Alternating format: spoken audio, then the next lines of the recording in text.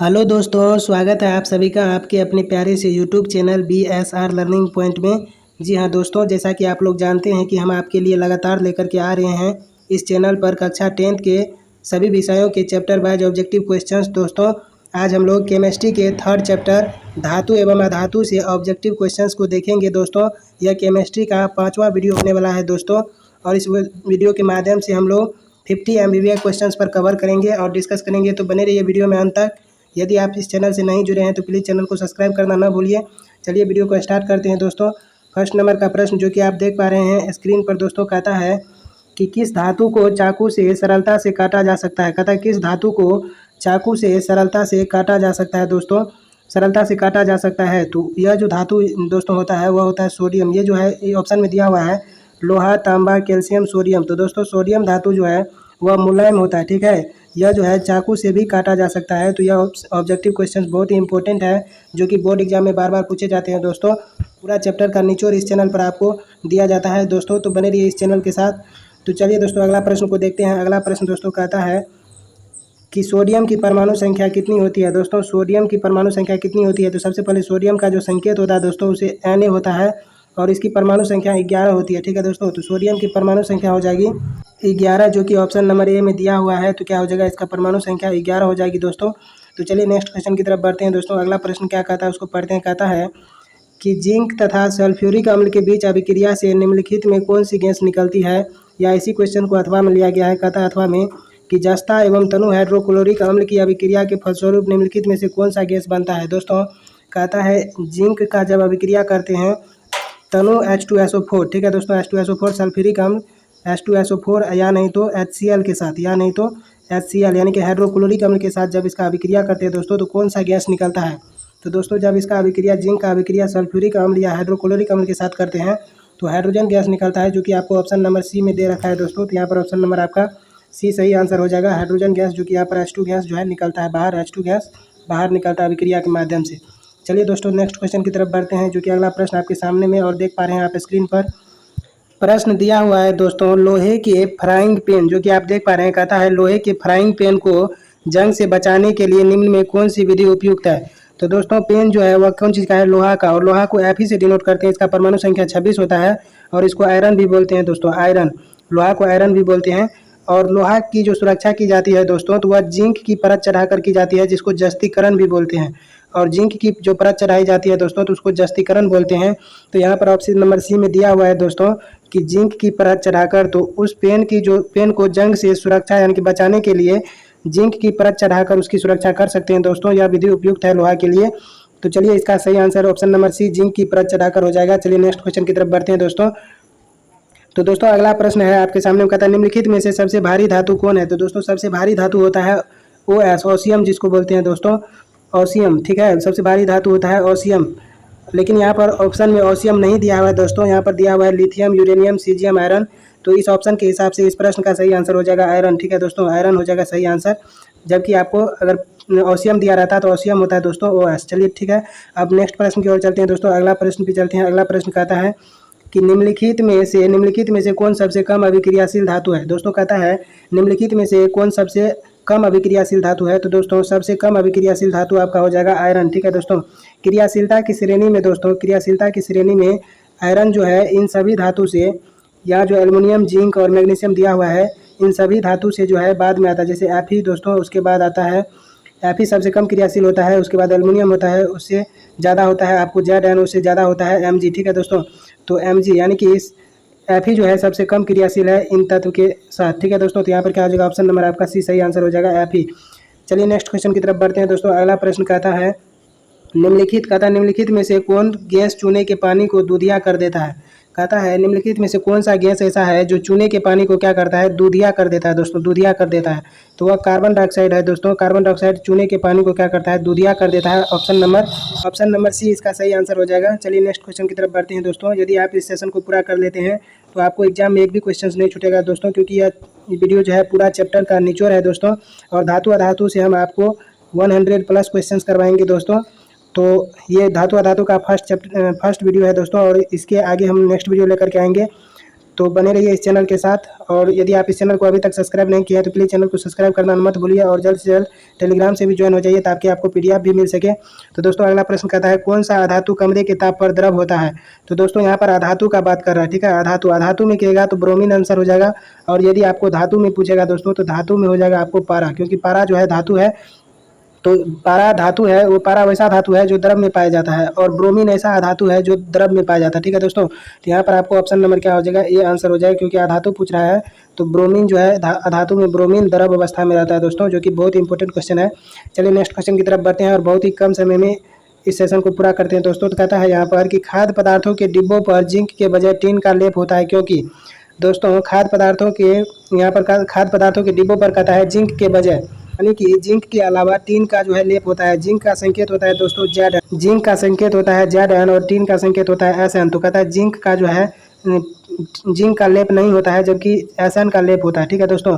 तो देखिए इसका कारण क्या है, ऑप्शन नंबर ए को पढ़ते हैं दोस्तों। ऑप्शन नंबर ए में कहता है टीन की अपेक्षा जिंक महंगा होता है, टीन की अपेक्षा जिंक का गलनांक अधिक होता है, या टीन की अपेक्षा जिंक अधिक क्रियाशील है, या टीन की अपेक्षा जिंक कम क्रियाशील है।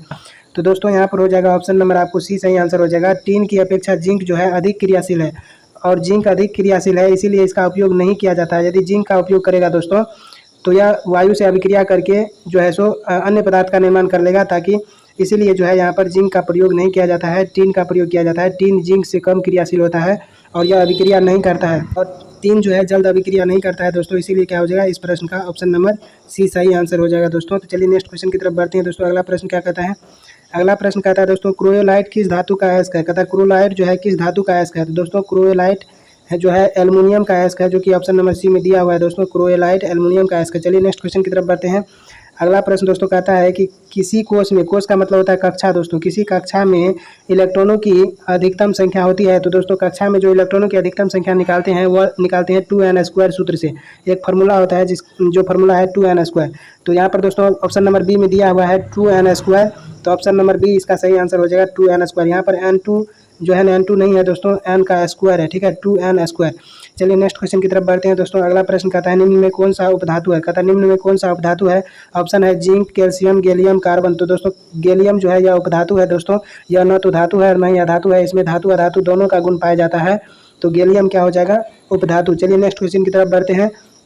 अगला प्रश्न दोस्तों कहता है निम्न में से किस धातु का गलनांक सबसे कम होता है। तो दोस्तों सोडियम का जो गलनांक होता है वह सबसे कम होता है। सोडियम जो है कमरे के ताप पर दोस्तों, कमरे के टेम्परेचर पर, कमरे के ताप पर दोस्तों यह द्रव अवस्था में यानी कि पिघल जाता है, ठीक है दोस्तों, पिघल जाता है, यानी कि इसका गलनांक जो है, इसका गलनांक आपको क्या हो जाएगा, कम हो जाएगा। इसका गलनांक दोस्तों कम होता है, ठीक है, गलनांक कम होता है, इसीलिए इसका सही आंसर हो जाएगा सोडियम। ऑप्शन नंबर बी सही आंसर हो जाएगा। चलिए नेक्स्ट क्वेश्चन की तरफ बढ़ते हैं।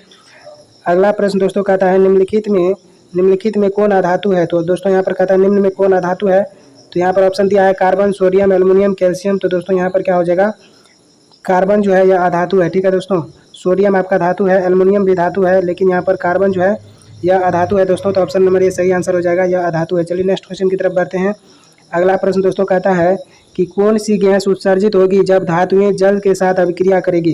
दोस्तों कहता है कि जब धातु जो है, धातु जिसके बाइटम कक्षा में 1 2 3 इलेक्ट्रॉन होते हैं दोस्तों, वह धातु होता है। तो धातु जब जल के साथ अभिक्रिया करेगी तो कौन सी गैस निकलेगी। तो दोस्तों हाइड्रोजन गैस निकलेगी, ठीक है, हाइड्रोजन गैस निकलेगी। तो यहाँ पर क्या हो जाएगा, ऑप्शन नंबर आपका सी हो जाएगा। सी में आपको दिया है हाइड्रोजन गैस, ठीक है दोस्तों। तो यहाँ पर ऑप्शन नंबर सी सही हो जाएगा, हाइड्रोजन गैस। चलिए नेक्स्ट क्वेश्चन की तरफ बढ़ते हैं दोस्तों। अगला प्रश्न क्या कहता है उसको देखते हैं, और पूरे डिस्कशन के साथ इस वीडियो में आपको सारे प्रश्न डिटेल में बताएंगे दोस्तों, तो बने रहिए वीडियो में अंत तक। कहता है निम्नलिखित में से कौन सबसे अधिक अभिक्रियाशील धातु है। कहता है निम्नलिखित में से कौन जो है सबसे अधिक अभिक्रिया है, यानी कि जो सबसे अधिक अभिक्रिया करता है दोस्तों। तो सबसे अधिक अभिक्रियाशील धातु पोटेशियम होता है दोस्तों। तो जहाँ पर पोटेशियम डी नंबर ऑप्शन दिया हुआ है, पोटेशियम जो है सभी धातु से ज़्यादा अभिक्रियाशील है दोस्तों, यह सबसे ज़्यादा अभिक्रिया करता है। चलिए नेक्स्ट क्वेश्चन की तरफ बढ़ते हैं। अगला प्रश्न दोस्तों कहता है कि विद्युत अपघटनी परिष्करण में अशुद्ध धातु को बनाया जाता है। तो दोस्तों विद्युत अपघटनी परिष्करण जब करते हैं दोस्तों, विद्युत अपघटन, तो इसमें एक एनोड का क्षर होता है और एक कैथोड का क्षर होता है दोस्तों। एनोड प्लस होता है और कैथोड माइनस होता है दोस्तों। ये वाला जो है ये एनोड है, ठीक है, एनोड, और ये जो है ये कैथोड है दोस्तों, कैथोड। तो एनोड का क्षर जो है प्लस होता है। तो यहाँ पर कहता है कि विद्युत अशुद्ध धातु को बनाया जाता है। तो दोस्तों अशुद्ध धातु को एनोड बनाया जाता है। तो ऑप्शन नंबर यहाँ पर क्या हो जाएगा, ये सही आंसर हो जाएगा, अशुद्ध धातु को एनोड बनाया जाता है, ठीक है दोस्तों। अशुद्ध धातु को एनोड बनाया जाता है, तो ऑप्शन नंबर आपका ए सही आंसर हो जाएगा। चलिए नेक्स्ट क्वेश्चन की तरफ बढ़ते हैं। अगला प्रश्न दोस्तों कहता है कि लोहा एवं इस्पात को जंग से सुरक्षित रखने के लिए उन पर किस धातु की पतली परत चढ़ाई जाती है। यानी कि लोहा दोस्तों आयरन है Fe और इस्पात, ठीक है, इस्पात को सुरक्षित रखने के लिए किस धातु की परत चढ़ाई जाती है दोस्तों। तो हमने आपको कहा था कि जिंक का परत चढ़ाया जाता है और जिंक का जो परत चढ़ाया जाता है उसको दोस्तों बोलते हैं जस्तीकरण, ठीक है दोस्तों, जस्तीकरण बोलते हैं। तो यहाँ पर क्या हो जाएगा, ऑप्शन नंबर डी सही आंसर हो जाएगा कि जिंक का जो है परत चढ़ाई जाती है, ऑप्शन नंबर डी सही आंसर हो जाएगा। चलिए नेक्स्ट क्वेश्चन की तरफ बढ़ते हैं।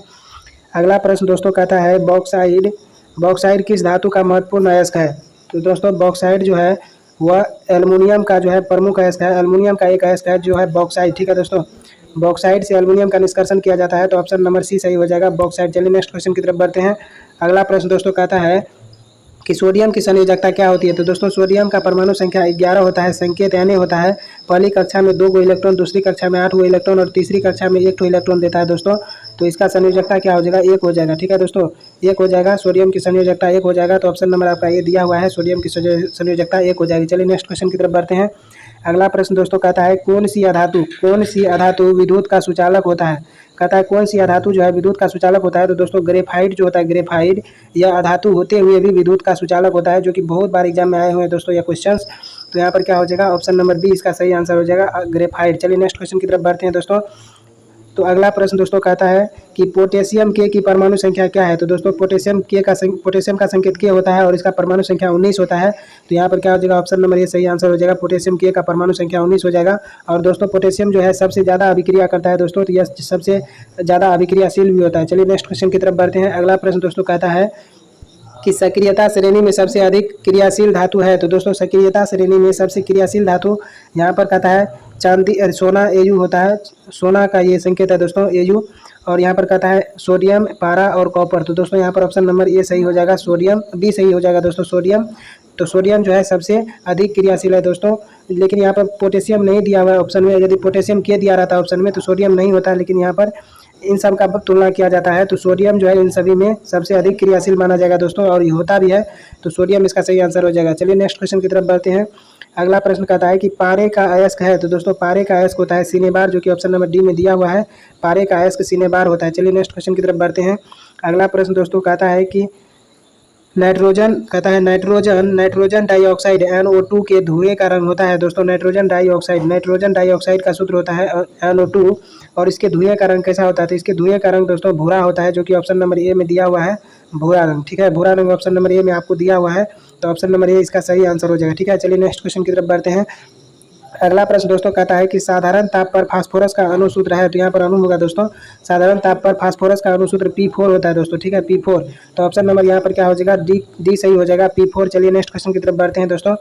अगला प्रश्न पर रुझान डालते हैं। अगला प्रश्न कहता है स्टेनलेस स्टील मिश्र धातु है। तो दोस्तों स्टेनलेस स्टील जो है निकेल और क्रोमियम, जैसे निकेल का संकेत Ni होता है और क्रोमियम का Cr।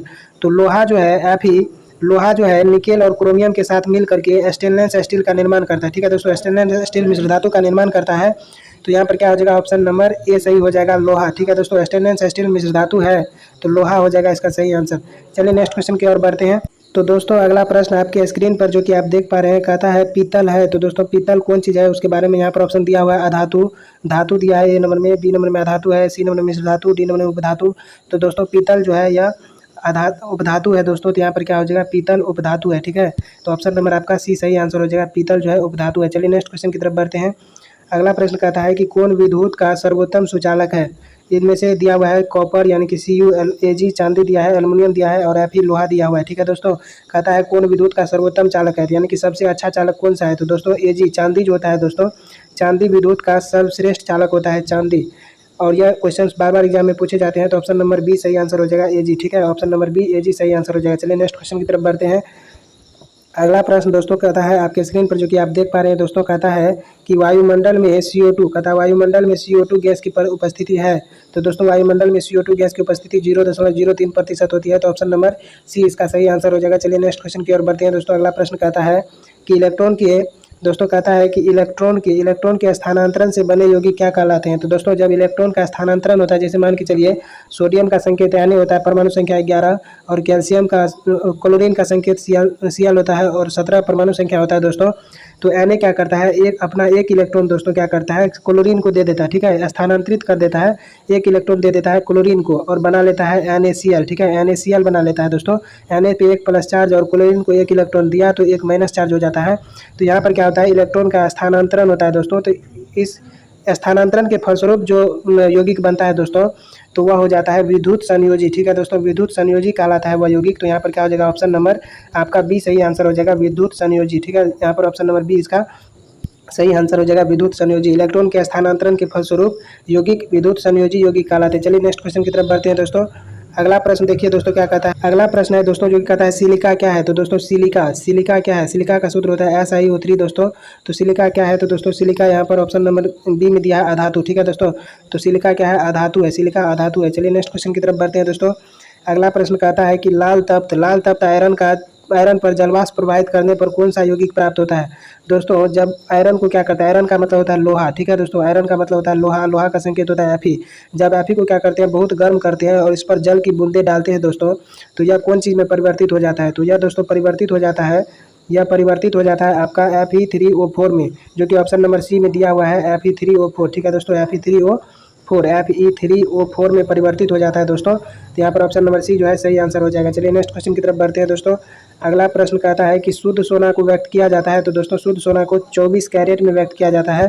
तो यहाँ पर ऑप्शन नंबर क्या हो जाएगा, बी सही आंसर हो जाएगा, 24 कैरेट। चलिए नेक्स्ट क्वेश्चन की तरफ बढ़ते हैं दोस्तों।